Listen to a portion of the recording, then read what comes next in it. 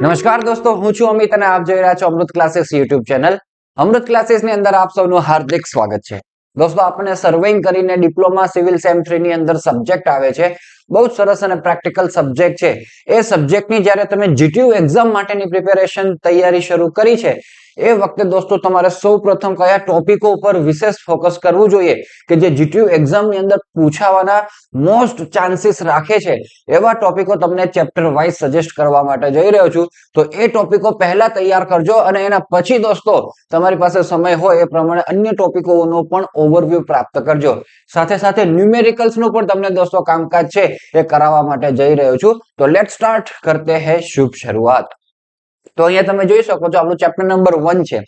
Chapter number 1 અને 2 બંનેમાંથી 4 માર્ક્સનું જ આપણે પૂછાશે એવું વેઇટેજ આપણને આપવામાં આવેલું છે. તો આમ તો થિયોરિટિકલ બધું કન્ટેન્ટ દોસ્તો ઓલ્ડ સિલેબસમાં ક્યારેક ને ક્યારેક પૂછાયેલું છે, એટલે આપણે તૈયાર કરી જવાનું, પણ એમાંથી પણ જે મોસ્ટ ઇમ્પોર્ટન્ટ કન્ટેન્ટ છે એ પણ હું તમને કહેતો જઈશ. તો ચાલો એની આપણે વાત કરીએ. અહીંયા પહેલું છે દોસ્તો સર્વેઇંગની ડેફિનેશન આપણને આવડવી જોઈએ, પર્પઝીસ અને યુઝ આપણને આવડવા જોઈએ. એના પછી ડિફરન્સ છે પ્લાન અને મેપનો, એ આપણે તૈયાર કરાય. પછી આ પ્રિન્સિપલ્સ ઓફ સર્વેઇંગ છે ને દોસ્તો, એ મોસ્ટ ઇમ્પોર્ટન્ટ છે, એટલે એ ખાસ તૈયાર કરવાના. 2 પ્રિન્સિપલ્સ છે, મસ્ત તૈયાર કરી જજો, સ્કેચ સાથે તૈયાર કરજો.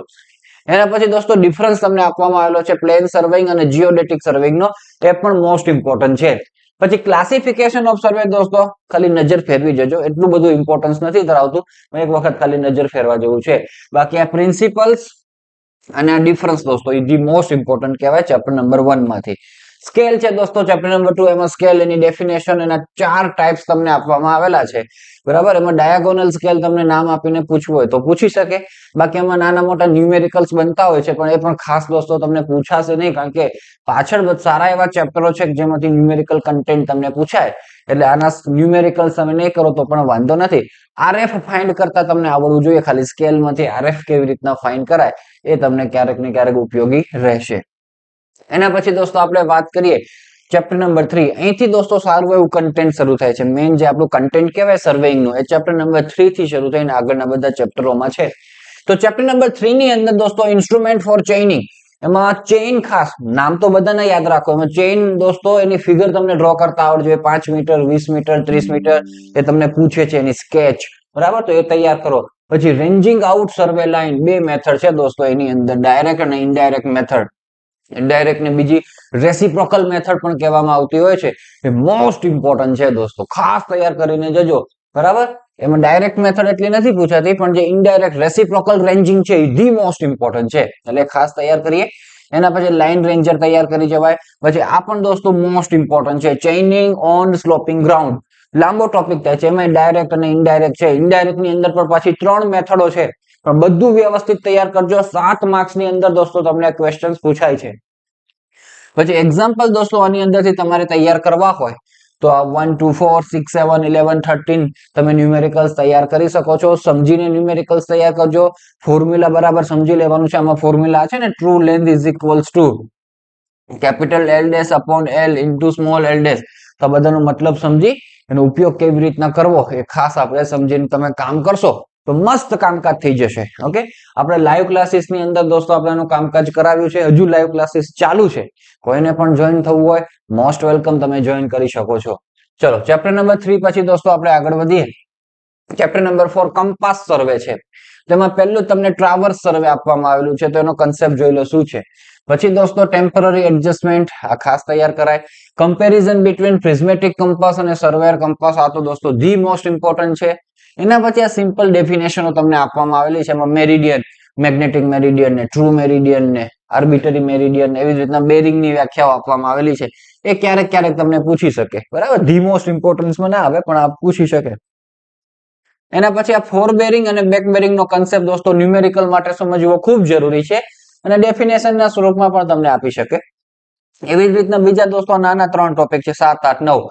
Magnetic declination, deep of magnetic needle અને લોકલ એટ્રેક્શન, એનો પણ કન્સેપ્ટ આપણને ખબર હોવી જોઈએ. વાયવા ની અંદર પણ પૂછી શકે અને જીટીયુ એક્ઝામ ની અંદર પણ દોસ્તો આવી શકે. એના પછી એરર ઇન કંપાસ સર્વે તૈયાર કરી જાઓ, ક્લોઝિંગ એરર તૈયાર કરી જાઓ, અને ખાસ ન્યુમેરિકલ તૈયાર કરી જાઓ. 4 માર્ક્સ અથવા તો 7 માર્ક્સ ની અંદર આ ચેપ્ટરનો ન્યુમેરિકલ્સ તમને એક્ઝામમાં જોવા મળશે અને મળશે જ દોસ્તો. તો કયા ન્યુમેરિકલ્સ ઉપર ફોકસ કરવું જોઈએ? તો આ ન્યુમેરિકલ્સ અહીંયા લખ્યા છે એના ઉપર ફોકસ કરજો. બરાબર, સમજી અને તૈયાર કરી જવાના છે. તો ખાસ દોસ્તો આપણે તૈયાર કરીએ. એના પછી દોસ્તો આપણે આગળ વધીએ લેવલિંગ એન્ડ કન્ટુરિંગ. એમાં લેવલિંગ ની ડેફિનેશન આપણે તૈયાર કરાય. પછી બેઝિક ડેફિનેશનમાં રિડ્યુસ લેવલ છે, બેન્ચમાર્ક છે, ડેટમ છે, એની તૈયાર કરાય. ટાઈપ્સ ઓફ લેવલ દોસ્તો નામ આપવામાં આવેલા છે, તો સાથે સાથના નામ ખાલી યાદ રાખી લો. ડમ્પી લેવલ તમને પૂછવું હશે તો પૂછી શકશે, બરાબર, બાકી બીજા કોઈ પૂછવાના નથી. લેવલિંગ સ્ટાફ થોડુંક ધ્યાનમાં રાખવું તો રાખી જવાય, બાકી એ પણ બહુ મોસ્ટ ઇમ્પોર્ટન્ટમાં નથી આવતું. પછી ટર્મ્સ યુઝડ ઇન લેવલિંગ દોસ્તો, એમાં axis of telescope, line of collimation, station, instrument station, height of instrument, sight, back sight, fore sight, આ બધું જ છે ને સમજી રાખવું જરૂરી છે, ખાસ કરીને બેક સાઇટ અને ફોર સાઇટ એ તો, અને હાઇટ ઓફ ઇન્સ્ટ્રુમેન્ટ. બાકીની ડેફિનેશનો તમને પૂછી શકે છે દોસ્તો.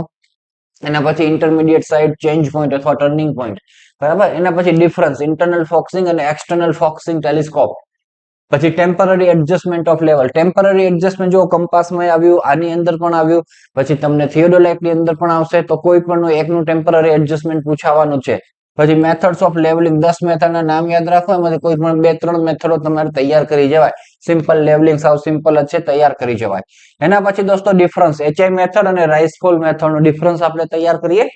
અને પછી correction for curvature of earth and refraction, એના ફોર્મ્યુલા ધ્યાનમાં રાખજો. એનો ન્યુમેરિકલ ક્યારેક તમને પૂછી શકે. સીસી અને સીઆર ના ફોર્મ્યુલા છે, બરાબર. તો એ થિયરીના સ્વરૂપે તૈયાર નથી કરવાનું, ખાલી એના ન્યુમેરિકલ્સ માટે એના ફોર્મ્યુલા તૈયાર કરી જાઓ અને ન્યુમેરિકલ્સ જોઈ જાય એટલે વાત થઈ પૂરી. Errors in levelling and its elimination અને કન્ટુર્સ, આ દોસ્તો થિયરી મોસ્ટ ઇમ્પોર્ટન્ટ છે. કન્ટુર, એની ડેફિનેશન, યુઝિસ અને કેરેક્ટરિસ્ટિક્સ. આ ચેપ્ટર તૈયાર કરવું હોય તો એની તમને સ્ટ્રેટેજી આપું દોસ્તો. સૌપ્રથમ આ ચેપ્ટરમાંથી થિયોરિટિકલ કન્ટેન્ટ તૈયાર કરવું હોય તો 12 નંબરનું તૈયાર કરજો. કન્ટુરમાંથી એક હોવાનું છે. બીજું દોસ્તો, ન્યુમેરિકલ્સ આપણે તૈયાર કરવા હોય તો આમાં રાઇઝ એન્ડ ફોલ મેથડ અને એચઆઈ મેથડના ન્યુમેરિકલ્સ છે. 7 માર્ક્સની અંદર દોસ્તો એ ફૂલ ચાન્સ છે કે હશે જ. ક્યારેક 4 માર્ક્સમાં આવી જાય, હશે તો પાકું જ છે. હવે 7 માં પૂછે કે 4 માં પૂછે એ આપણે જોવાનું રહ્યું. મોટા ભાગે તો 7 માં જ પૂછશે. તો એ ન્યુમેરિકલ્સ પણ બરાબર સમજી અને તૈયાર કરી જાઓ. આપણે હમણાં જ દોસ્તો રાઇસફોલ એચઆઈ બંને મેથડના ન્યુમેરિકલ્સ કરાવ્યા છે, તો એ બરાબર સમજી અને તૈયાર કરજો. એક વખત લખી પણ જજો. સરવાળા બાદબાકી સિવાય દોસ્તો કાંઈ નથી આવતું, પણ કેવી રીતના કરવાનું છે એ સમજી જજો. તો 7 માર્ક્સનું ન્યુમેરિકલ પાકો, અહીંયાથી દોસ્તો તમને 3 થી 4 માર્ક્સની થિયરી પાકી, સમજ્યા? એટલે 10 માર્ક્સનું કન્ટેન્ટ તો તમને અહીંથી જ મળી જશે. પછી દોસ્તો આ બધી થિયરી ઉપરવાળી કરજો આ ચેપ્ટરમાંથી, સમજ્યા ને? ચેપ્ટર મોટું છે એટલે આ રીતના તૈયારી તમને કરાય, તો એ રીતના ખાસ વસ્તુ આપણે ધ્યાનમાં રાખીએ. અહીંયા એક્ઝામ્પલ નંબર નથી લખ્યા મેં દોસ્તો, કારણ કે આમાં કોઈ પણ એક વખત એચઆઈ મેથડનું કામ અને રાઇસફોલ મેથડનું કામ સમજી જાવ એટલે વાત થાય પૂરી. એટલે પછી ગમે ન્યુમેરિકલ્સ આપે તમે આરામથી કરી શકો. ઓકે, ચાલો. પ્લેન ટેબલ સર્વેઇંગ છે દોસ્તો, પ્યોર થિયોરિટિકલ કન્ટેન્ટ છે. એમાં equipment used in plane table, એમાં ટેબલ જ આપેલું છે છેલ્લે, એ ટેબલ જ તૈયાર કરી નાખવાનું. ઇન્સ્ટ્રુમેન્ટના નામ અને બાજુમાં એના યુઝ આપેલા છે. એડવાન્ટેજ એન્ડ ડિસએડવાન્ટેજ તૈયાર કરો. ઓરિએન્ટેશન દોસ્તો મોસ્ટ ઇમ્પોર્ટન્ટ, આ પણ મોસ્ટ ઇમ્પોર્ટન્ટ. અને મેથડ્સ ઓફ પ્લેન ટેબલિંગ 4 આપવામાં આવેલું છે. પહેલી 3 એમાંથી તૈયાર કરી દેવાની ફિગર સાથે. એના પછી દોસ્તો વાત કરીએ થિયોડોલાઇટ, મોસ્ટ ઇમ્પોર્ટન્ટ ટોપિક છે, ચેપ્ટર છે દોસ્તો.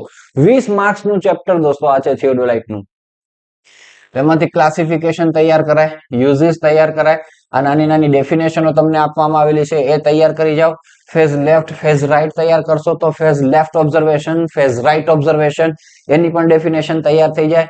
થોડુંક સમજીને તૈયાર કરજો તો તૈયારી કરવાની મજા આવે. ગોખવાનું થોડુંક ઓછું, સમજીને ગોખવાનું કરશો તો લાંબા સમય સુધી યાદ રાખશે અને યાદ રાખવાની અંદર પણ સરળતા રહેશે.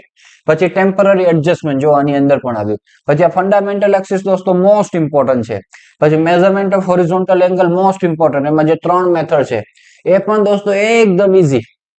સમજીને તૈયાર કરશો તો પોતાના શબ્દોની અંદર લખી જશો, બરાબર. બાકી તો આખું ગોખવા જશો તો નવડા નહીં મળે. એટલે સમજો બરાબર કે એમાં ઉપરનો ક્લેમ સ્ક્રૂ ને નીચેનો ક્લેમ સ્ક્રૂ ખોલો છો ત્યારે શું ફરે છે અને કેમ થાય છે બધું એ સમજી જાઓ. પછી પોતાના શબ્દોની અંદર લખી આવો, ફિગર ડ્રો કરીને ચાલે.